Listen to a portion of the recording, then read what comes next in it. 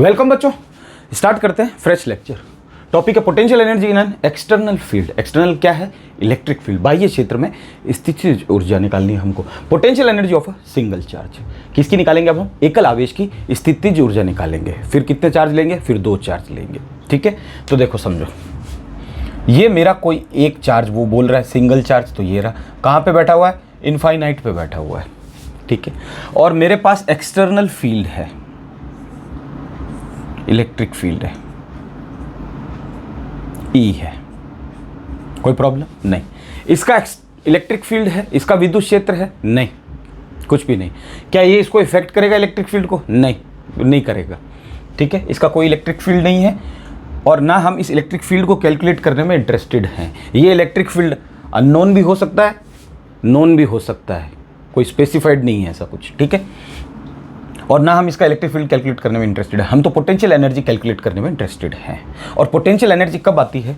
जब क्या होता है? वर्क होता है। गुड, समझ गए बस। अच्छा, दूसरी चीज़, पोटेंशियल एनर्जी निकालने के लिए हमको 2 पॉइंट चाहिए, तो एक पॉइंट तो आ गया, दूसरा पॉइंट ये रहा। तो अब हम इस चार्ज को उठा के बड़ी मेहनत से मशक्कत करते हुए यहाँ पे लेके आए इस चार्ज को। बोलो, कोई प्रॉब्लम? यहाँ पे आ गया ये चार्ज, कैसे भी लाए हो, सीधा लेके आए हो, मचलते हुए लेके आए हो, मवाली टाइप से लेके आए हो, कोई फर्क नहीं पड़ता, because it is a path independent. ठीक है, पथ पर निर्भर नहीं करता। कौन? Electrostatic force. क्यों? क्योंकि वो एक कंजर्वेटिव फोर्स, एक संरक्षी बल है, स्थिर वैद्युतिकी बल। तो हमने वर्क डन किया एक्सटर्नल, तो हम लिख दें वर्क डन एक्सटर्नल। कितना किया? किस चार्ज को लेके आए? Q1 को, सॉरी Q को लेके आए। और यहाँ पे पोटेंशियल था क्या? हाँ, किसका था? इस इलेक्ट्रिक फील्ड का पोटेंशियल था। ये इलेक्ट्रिक फील्ड तो बैठा हुआ था, विद्युत क्षेत्र बैठा हुआ था, तो विद्युत क्षेत्र का विभव भी होगा कुछ। कितना होगा विभव? हम मान लेते हैं VR। कैसे? देखो, किसी पॉइंट को कहीं पे लेके आए, यहां पे भी लेके आए, तो ये कोई पॉइंट हमें पता नहीं है, लेकिन कार्टेशियन कोऑर्डिनेट सिस्टम, चिन्ह परिपाटी निर्देशांक से हम ये समझ सकते हैं कि ये तो मेरा ओरिजिन है। ठीक है, मूल बिंदु। यहां से मैं Q1 को यहाँ लेके आया, सॉरी Q1 क्या, Q एक ही चार्ज है तो Q को लेके आया, यहाँ पे लेके आया। कितनी डिस्टेंस है? R डिस्टेंस पे लेके आया। ठीक है, तो पोटेंशियल किसका जनरेट हुआ? क्या इसका जनरेट होगा? नहीं, पोटेंशियल क्या आया? VR। किसका जनरेट हुआ? इसका जनरेट हुआ। कैसे? समझना, जब हम किसी Q0 चार्ज को, टेस्ट चार्ज को, यूनिट पॉजिटिव टेस्ट चार्ज, इकाई धन परीक्षण आवेश को, ये कोई दूसरा चार्ज है, इसके पास लेके आ रहे हैं R डिस्टेंस पे, इसको उठा के सीधा पटको, टेढ़ा मेढ़ा पटको, ऐसे लाओ, ऐसे लाओ, कोई फर्क नहीं पड़ता। तो पोटेंशियल किसका जनरेट होता है? पोटेंशियल जनरेट होता है इसका, इसका नहीं, इसका जनरेट होता है। विभव इसका निकलता है। इसका विभव निकालने के लिए 2 पॉइंट चाहिए, एक वो मिल गया, एक यहाँ पे आ जाएगा, बैठ गया। तो यही तो किया हमने। क्या ये पोटेंशियल जो निकला है VR जो है, क्या वो इसका पोटेंशियल है? नहीं, इसका नहीं है। ये पहले से जो इलेक्ट्रिक फील्ड था, लिख देते हैं, where VR is the external potential, बोल सकते हो आप, external potential due to external electric field. External electric field था हमारे पास में। अगर एक्सटर्नल इलेक्ट्रिक फील्ड नहीं होता, खाली अकेला चार्ज होता, तो हमें वर्क डन भी नहीं करना पड़ता, हमारा वर्क 0 हो जाता, ये हम जानते हैं। क्या लिखोगे हिंदी वाले? वेयर VR इज द बाह्य विभव, बाह्य विद्युत क्षेत्र के द्वारा। हो गया? ठीक है, हमने ये जो वर्क किया। अब बच्चे क्या इसमें कंफ्यूज होते हैं कि ये VR क्या है, ये R क्या है? R is a position vector. R एक स्थिति सदिश है जो ये बता रहा है कि 0 से ये पॉइंट R डिस्टेंस पे है। दैट्स नथिंग, बस लिखने का तरीका था बुक का। ठीक है, बच्चे कंफ्यूज हो जाते हैं। It's a position vector. अगर ये नहीं भी लिखो तो भी चलेगा, लेकिन अगर इतना लिख दो तो उसके बाद जोड़ देना, क्या फर्क पड़ रहा है? क्योंकि सामने वाले को मजा आ रहा होगा, कॉपी चेक करने वाले को वो चाहता है कि ये लिखे। ठीक है, अब देखो, हमने जो भी वर्क किया, एक्सटर्नल वर्क किया, हमने इसको उठा के यहाँ से यहाँ तक लेके आए, हमें कोई जोर आया होगा लाने में, जो भी है, तो हमने वर्क डन किया, एक्सटर्नल बाह्य कार्य किया हमने। ये बाह्य कार्य क्या होता है? यही स्थितिज ऊर्जा के रूप में संचित हो जाता है, यही पोटेंशियल एनर्जी की फॉर्म में स्टोर हो जाता है। गुड, तो क्या ऐसे नहीं लिख सकते डेल्टा यू बराबर वर्क डन एक्सटर्नल अब कोई बोलेगा कि माइनस क्यों नहीं लिया, मेरा पहले से लेक्चर से, स्टार्टिंग लेक्चर से वर्क डन एक्सटर्नल, हम मानते हैं कि हमारा एक्सटर्नल हम पॉजिटिव लेके आ रहे हैं, ठीक है, लेके चल रहे हैं पॉजिटिव। और अगर कहीं नेगेटिव आएगा तो वो एंगल बता देगा थीटा, क्योंकि वर्क डन का फॉर्मूला भी तो हम लगाएंगे आगे। वर्क डन होता क्या, फोर्स इंटू डिस्प्लेसमेंट, वहाँ पे डॉट प्रोडक्ट आएगा, समझ में आ रहा है। शुरू वाले लेक्चर से ही मैं ये लेके चल रहा हूँ। वर्क डन जो है, change in potential energy is equals to, always equals to positive of work done by external agent. और नेगेटिव कब लेते हैं, जब कंजर्वेटिव फोर्स होता है, कंजर्वेटिव वर्क डन होता है, ये लो, हाँ यहाँ नेगेटिव लेते हैं, लेकिन यहाँ एक्सटर्नल बैठ गया। Difference in potential energy will always equal to negative of work done by conservative force. स्थितिज ऊर्जा का अंतर जो होता है वो हमेशा बराबर होता है किया गया कार्य उसके ऋणात्मक के, लेकिन किसके द्वारा, संरक्षी बल के द्वारा। और ये कौन कर रहा है, ये हम, संरक्षी कार्य, और ये कौन कर रहा है, ये हम कर रहे हैं कार्य, एक्सटर्नल एजेंट है। अब देखो आगे, U final minus U initial होता है, चेंज इन पोटेंशियल एनर्जी कितना हो, U final minus U initial is equals to work done external. इसको ऐसे ही चलने दो। यू इनिशियल कहाँ पे था, हमारा इनिशियल पॉइंट कहाँ पे था, तो पोटेंशियल एनर्जी इनफाइनाइट की कितनी होती है, जीरो। पोटेंशियल इनफाइनाइट पे कितना होता है, जीरो। इलेक्ट्रिक फील्ड इनफाइनाइट पे कितना होता है, जीरो। यानी विभव इनफाइनाइट पे जीरो, स्थितिज ऊर्जा इनफाइनाइट पे जीरो लेके चल रहे हैं हम लोग। इनफाइनाइट पे है तो जीरो मान लेते हैं हम लोग, ये पॉइंट इनफाइनाइट पे तो हम जीरो करेंगे, तो यू फाइनल माइनस जीरो हो गया। ये रहा इनफाइनाइट पे था, इनफाइनाइट की पोटेंशियल एनर्जी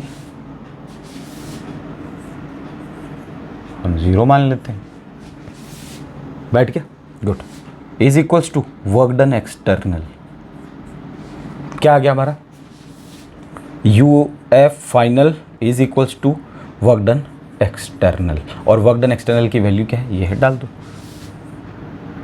यू फाइनल लिखो नहीं लिखो कोई फर्क नहीं पड़ता, ठीक है, क्यू वी आर, ठीक है। ये आर क्या है, ये फिर मैं वापस बता देता हूँ, कार्टेशियन कोऑर्डिनेट सिस्टम, चिन्ह परिपाटी निर्देशांक से हमने ऐसा बना दिया इसको कि हमने एक पोजीशन फिक्स कर दी। जैसे रेफरेंस पॉइंट होता कि नहीं होता, एक्स वाई जेड का जब आप ग्राफ बनाते हो तो, ठीक है, रेफरेंस पॉइंट क्या लेते हो, ओरिजिन ओ या 0 0 0, ठीक है, वहीं से तो हम पता लगाते हैं।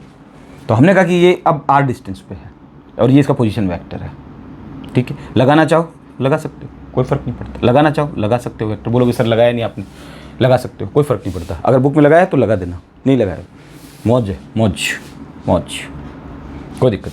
बैठ गया, ये पोटेंशियल एनर्जी ऑफ है सिंगल चार्ज। और देखो बुक में साफ लिखा हुआ है, V R is the external potential. बैठ गया, अगर ये बैठ गया हो तो नेक्स्ट करते हैं, वेरी गुड। चलो आगे देखो, potential energy of A system of two charges in A external field, पूरा, ठीक है, एक्सटर्नल फील्ड पढ़ रहे हैं इसलिए लिखा हुआ है नाम। दो आवेशों के निकाय की स्थितिज ऊर्जा जब दोनों आवेश कहाँ हो, बाह्य क्षेत्र में रखे हुए हों। कौन सा बाह्य क्षेत्र, विद्युत क्षेत्र में, ठीक है। अब दो चार्ज को लेके आ रहे हैं, तो दो चार्ज को ला रहे हैं तो दो चार्ज के नाम दे दो। पिछली बार हमने नाम नहीं दिया था, खाली क्यू लिया था क्योंकि एक चार्ज आ रहा था तो उसको नाम देने की जरूरत नहीं थी। Q1 और Q2 ये दो चार्ज बैठे हुए हैं इनफाइनाइट पे, इनको हम कहाँ लेके आ रहे हैं, एक्सटर्नल फील्ड में लेके आ रहे हैं। ये रहा मेरा एक्सटर्नल फील्ड, यूनिफॉर्म है, एक समान विद्युत क्षेत्र है। क्या इनका कोई इलेक्ट्रिक फील्ड है, नहीं, ठीक है। यूनिट पॉजिटिव टेस्ट चार्ज है, यूनिट पॉजिटिव टेस्ट चार्ज समझना, इकाई धन परीक्षण आवेश, इकाई धन परीक्षण आवेश, दो आवेशों को ला रहे हैं तो एक निकाय बन गया, सिस्टम बन गया।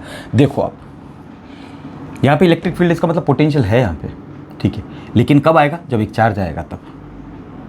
मैं Q1 को लेके आया हूँ इधर, वहाँ से उठा के पकड़ के, तो मैंने क्या किया है, वर्क डन किया है। लिख दूँ मैं, वर्क डन एक्सटर्नल, लेकिन कौन सा, पहला वर्क डन। वर्क डन बहुत सारे होंगे क्योंकि चार्जेस भी बहुत सारे आएंगे। वर्क डन एक्सटर्नल किया मैंने, किस चार्ज को लेके आया हूँ मैं, Q1 को। पोटेंशियल, वर्क डन का फॉर्मूला होता है कि नहीं होता, Q into we, potential R1।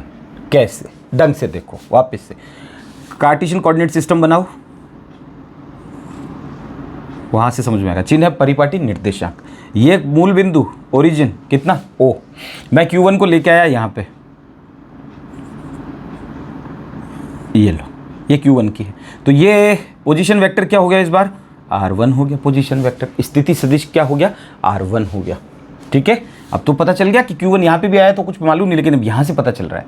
तो हमने वर्क डन एक्सटर्नल किया, एक वर्क डन ही हमको कर, विरोध कितने झेलने पड़े हमको, विरोध Q1 को लाए तो ये विरोध कर रहा था, ठीक है, एक विरोध झेलना पड़ा हमें। ठीक है, अब देखना, अब दो विरोध झेलने पड़ेंगे जब इसको लाएंगे। एक तो ये झेलाएगा वापस से, और एक ये नाटक करेगा कि मेरे को भी अब इसमें शामिल करो खेल के अंदर। अब हम Q2 को लेके आए, मैं बोला Q2 को यहाँ लेके आए हम लोग। ठीक है, बैठ गए, कार्टेशियन कोऑर्डिनेट सिस्टम बनाते हैं तो वहां से पता चल जाएगा कि ये मेरा Q2 ऐसा आ गया। सपोज करो पोजीशन वेक्टर कितना ले लूँ इसका, मैं R2 ले लेता हूँ, ये मैं Q2 को लेके, तो वर्क डन, मैं जब इस Q2 को लाया तो मुझे वर्क डन करना पड़ा, हाँ एक्सटर्नल करना पड़ा, वर्क डन एक्सटर्नल 2 करना पड़ा। अब देखो Q2 को लाया तो इसने, इलेक्ट्रिक फील्ड ने पोटेंशियल जनरेट किया, कौन सा, एक्सटर्नल पोटेंशियल, बाह्य विभव। ठीक है, कौन सा आ रहा है बेटा चार्ज, Q2 आ रहा है, ढंग से, ठीक है ना, नींद में मत रह जाना।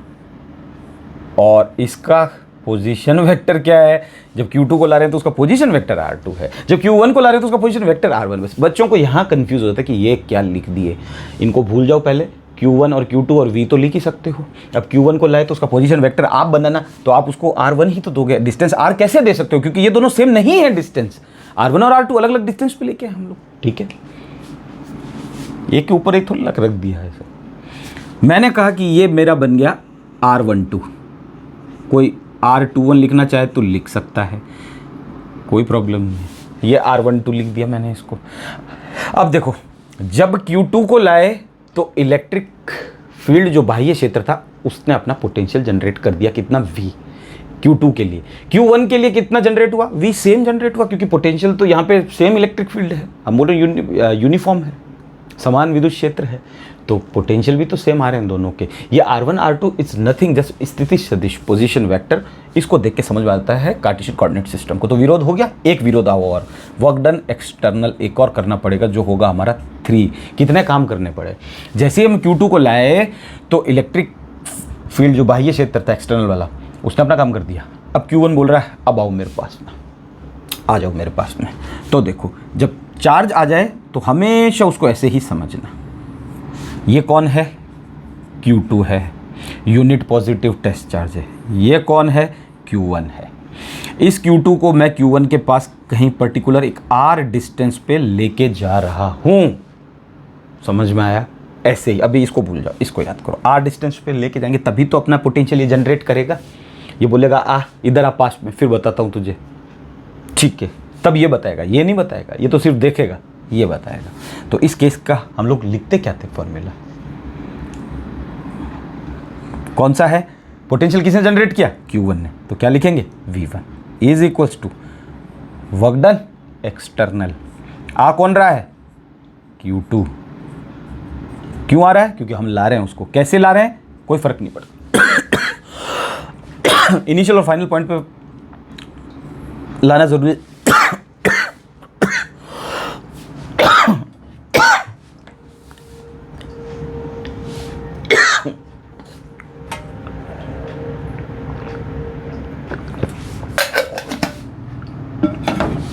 पोटेंशियल किसका जनरेट हुआ, V1 का, नहीं समझे अभी भी, आ जाओ जीरो से समझो। Q चार्ज आया है, सॉरी Q चार्ज बैठा हुआ है R डिस्टेंस पे, हमें कोई Q0 लेके आना है R डिस्टेंस पे, जिसका हमें पोटेंशियल निकालना। तो हम लोग फॉर्मूला क्या लिखते थे विभव का, V is equals to work done external करते थे, इसको लेके आते थे वहां से, और नीचे Q0 लिखते थे। ये पोटेंशियल किसका है, इस Q का निकला है, Q1 नहीं है, Q1 है ही कोई, तो Q का निकला है, तो V1 नहीं लगाया यहाँ पे Q1 है तो यहाँ पे V1 लगा दिया। अगर ये डाउट क्लियर हो गया हो तो बहुत अच्छी बात है कि इसका पोटेंशियल नहीं है, इस टॉपिक में कुछ है भी नहीं, सिर्फ इसी का ही समझना है कि इसका पोटेंशियल नहीं है। Q2 अपना पोटेंशियल तब जनरेट करेगा जब Q3 आएगा, तब समझ में आया। अब आप बोलोगे नहीं सर Q1 तो बैठा हुआ था ना, नहीं तो Q1 को हम तो पहले ही लेके आ गए ना, Q1 को तो हम पहले ही लेके आ गए, Q2 को बाद में लाया। अब अगर हम Q3 को लेके आते हैं तो फिर ये भी अपनी ताकत दिखाएगा, ये तो दिखाएंगे ही, इलेक्ट्रिक फील्ड भी दिखाएगा, Q1 भी दिखाएगा, फिर ये भी दिखाएगा Q2 भी, के 3 पे मुझे भी आने दो थोड़ा सा गेम खेलना। तो वर्क डन 3 करना पड़ा हमें, कितना करना पड़ा देखते हैं। कौन आ रहा है बेटा? वर्क डन 3 में Q2 आ रहा है। किसके पास आ रहा है? Q1 के पास। तो Q2 आ रहा है तो Q2 लिखो, बैठ गया। और पोटेंशियल किसका? Q1 का। तब उससे हमें सब पता चलता है। देखो इस 1 आया, इसका मतलब कोई Q1 चार्ज है, उसका पोटेंशियल है। ये खाली V आया तो खाली Q तो हमारे पास था ही नहीं, खाली Q चार्ज। इसका मतलब कोई पहले से इलेक्ट्रिक फील्ड था एक्सटर्नल वहाँ पे मौजूद। आ गया हमारे पास में work done. Work done net निकाल लो या टोटल वर्क डन निकाल लो, कुल जो निकालते हो। कितने आए हमारे पास में? Work done 1, work done 2, work done 3, जोड़ दो सबको। Work done net is equals to कितना है? Q1 V R1। बच्चे क्या इसमें कंफ्यूज होते हैं? Q2 V R2 प्लस, दिख जाएगा Q2 V1। आप ढंग से देखना, ये V1 की वैल्यू भी तो कुछ होगी ना। पोटेंशियल हम जानते हैं कि नहीं जानते? हमने पढ़ा है पोटेंशियल। हाँ, V equals to KQ upon R distance पे जब हम कोई Q चार्ज है, उसका R डिस्टेंस पे पोटेंशियल कितना होगा? इतना होता है। अब हमारे पास में यहाँ कौन है? Q1 है। ढंग से देखना, Q1 है और Q2 है। ये वाला निकाल रहे हैं, इनको निकालने की जरूरत नहीं है क्योंकि ये तो इलेक्ट्रिक फील्ड जनरेट की, हमें वैल्यू नहीं पता इसकी पता है हमें। कैसे निकालेंगे देखना। V1 की इज इक्वल्स टू K, कौन सा चार्ज? Q1। किसने जनरेट किया पोटेंशियल? Q1 ने जनरेट किया। अपॉन डिस्टेंस कितनी है बेटा? Q1 और Q2 के बीच की। जब Q1 और Q2 को लाए तो यहाँ पे ये रखा हुआ है ना सब कुछ, तो R12। यहाँ से देखो डिस्टेंस, यहाँ से नहीं, यहाँ से कार्टेशियन कोऑर्डिनेट सिस्टम, चिन्ह परिपाटी निर्देशांक से लगाओ पता। ये रही R12। कौन सा चार्ज है? Q1, जिसने जनरेट किया, तो पोटेंशियल तो उसका ही तो लिख रहे हैं, तो यहाँ डाल दो वैल्यू इस V1 के अंदर। तो वर्क डन नेट हम बोल रहे हैं हमारा आ गया जी Q1 V R1 plus Q2 V R2 plus Q2, और V1 की वैल्यू कहाँ से? यहाँ से डालो। तो K आगे लिख दूँ, कांस्टेंट है, या बाद में लिखूँ? बाद में लिखता हूँ। Q1 और K लास्ट में लिख देता हूँ, बाद में सेटल कर देंगे सब। R12 1 2 चार्ज हैं तो डिस्टेंस भी नीचे पोजीशन वेक्टर में R12 आ रही है। 1 2 चार्जेस हैं, ठीक है, ध्यान रखना। W नेट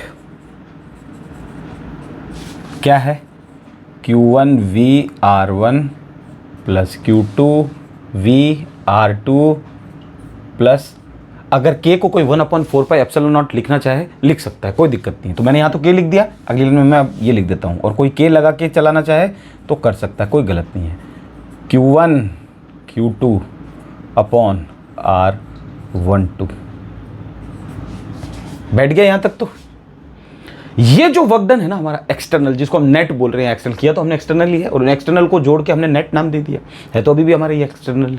इसको हम क्या बोल रहे हैं कि ये जो वर्क डन है ये पोटेंशियल एनर्जी में स्टोर हो गया in the form of potential energy. This work done has stored in form of potential energy. This, ये किया गया कार्य स्थितिज ऊर्जा के रूप में संचित हो गया। जो कार्य आप करते हो स्थितिज ऊर्जा के रूप में संचित हो जाता है। तो लिख दें डेल्टा यू बराबर वर्क डन एक्सटर्नल, कौन सा वाला? नेट।